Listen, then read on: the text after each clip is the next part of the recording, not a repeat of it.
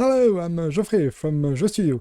I'm a French indie dev who makes assets for Unreal Engine mainly. And also today your post-ghost host. Oh, so good. I've always wanted to see this.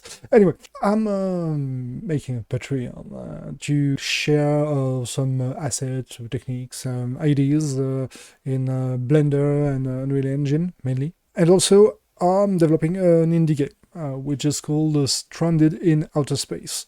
It's some kind of a third-person action, exploration, scavenging, and survival game.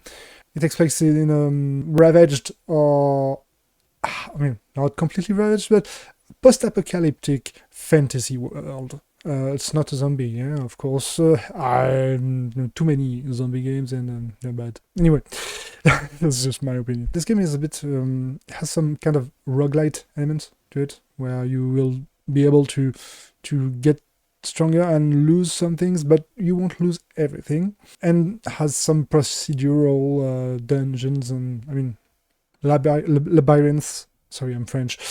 Labyrinth, but the rest of the world is handmade. So don't worry for people who don't like full procedural. I understand. Anyway, the Patreon tiers will reflect this, so you won't have to.